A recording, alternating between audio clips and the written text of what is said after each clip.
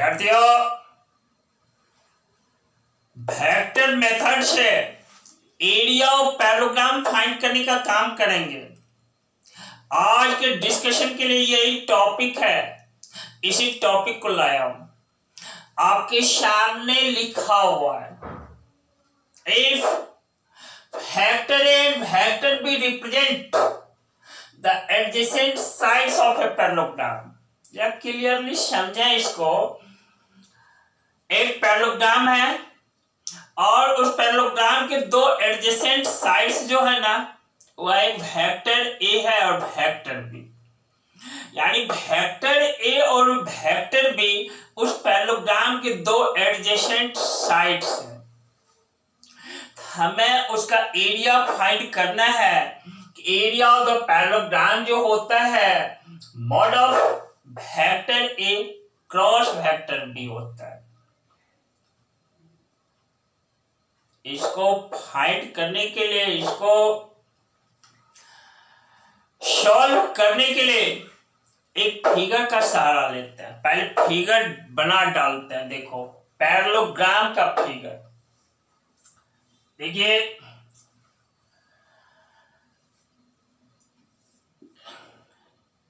एक vector AB,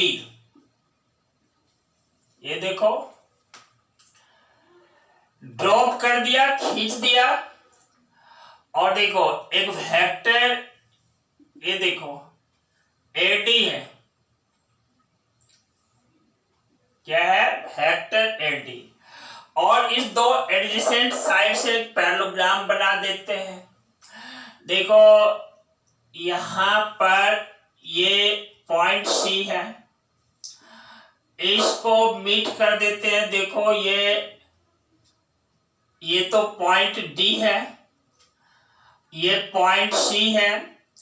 यहां पर देखो पॉइंट B है जो वेक्टर AB का टर्मिनल पॉइंट है, और वेक्टर AD का टर्मिनल पॉइंट जो है ना, पॉइंट D है।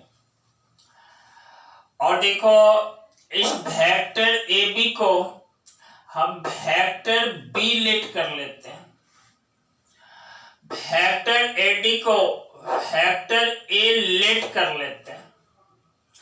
इस पॉइंट D से ये जो D पॉइंट है T, यहां से परपेंडिकुलर ड्रॉप कर देते हैं। यह परपेंडिकुलर वेक्टर AB से आकर मीट करता है, और यह पॉइंट E है, या कहो साइड AB से पॉइंट E पर मीट करता है। यह मेरा DE जो है ना, यही तो मेरा एल्टीट्यूड है। इसी को हम एल्टीट्यूड बोल देते हैं, ALTITUD, एल्टीट्यूड ऑफ द क्या पैरेललोग्राम है। और जो ये एडजेसेंट साइड्स AB है ना और AD, इसके बीच का एंगल हम थीटा लेट कर लेते हैं, या ऐसे बोल देते हैं, आपको समझा देते हैं कि वेक्टर B और वेक्टर A के बीच का एंगल थीटा लेट कर लेते हैं। यह फिगर है आपके सामने। नाउ अब देखो एरिया ऑफ द पैरेललोग्राम क्या होता है। एरिया ऑफ द पैरेललोग्राम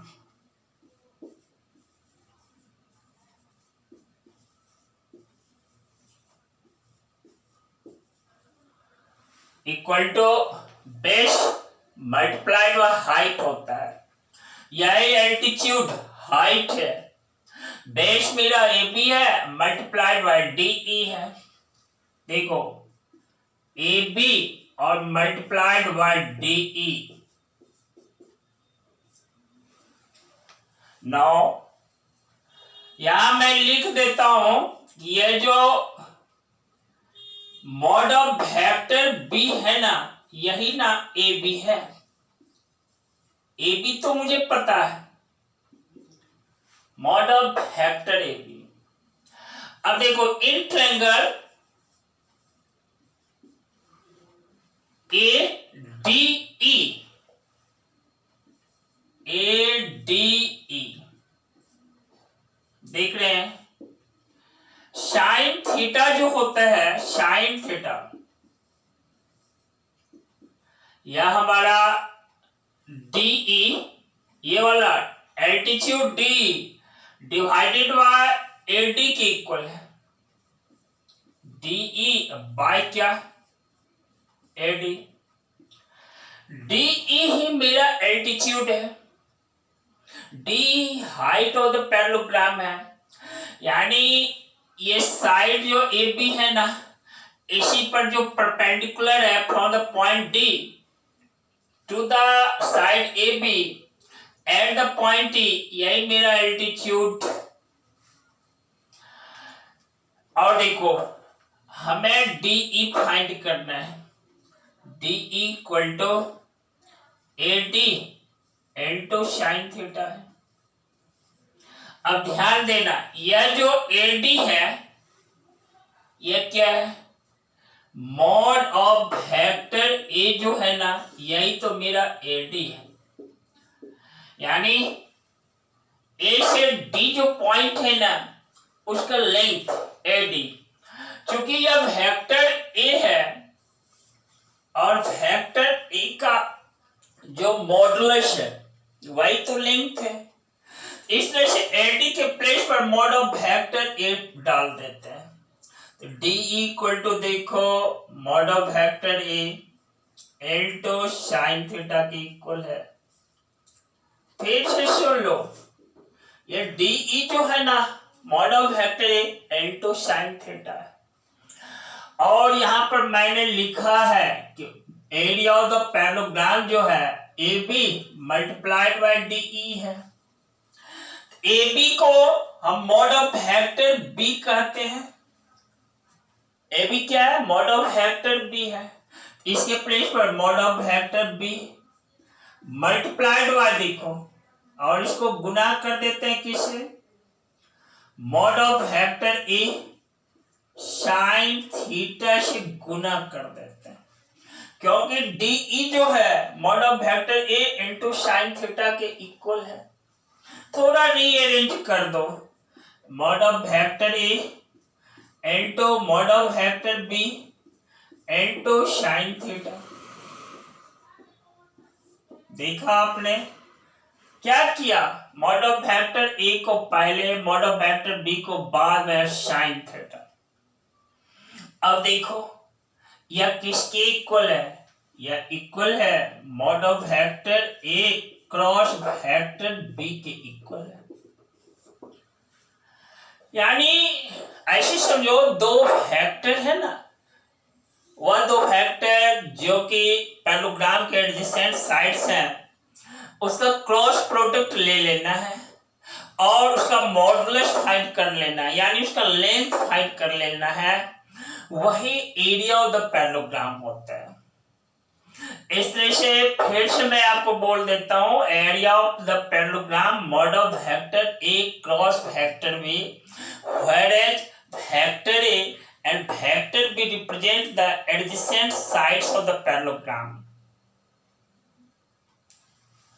विद्यार्थियों, आप इस वीडियोज को देखना, क्लियरली देखना, जरूरत पड़े री करके देखना, पेन और पेपर लेना, अपने से पेपर पर सॉल्व करना इस क्वेश्चन को।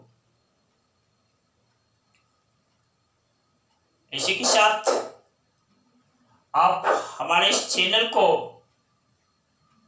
ये YouTube चैनल जो टेंजेंट एकेडमी मैथ्स है, इसको सब्सक्राइब करना नहीं छोड़ना, जो नए बच्चे इस चैनल पर हों, और लाइक और शेयर तो अवश्य कर देना। साथ ही वीडियोज की सूचना आपको मिल सके, इसके लिए बेल आइकन दबाना होता है, बेल आइकन दबा देना। और इसी के साथ मैं आपसे कमिट कर डालता हूं, मैं फिर आऊंगा आपके सामने जस्ट नेक्स्ट क्लास में, अगले क्लास में, और कुछ नया कंसेप्ट लेकर ही आऊंगा, वैसे नहीं, नया कंसेप्ट लेकर आऊंगा।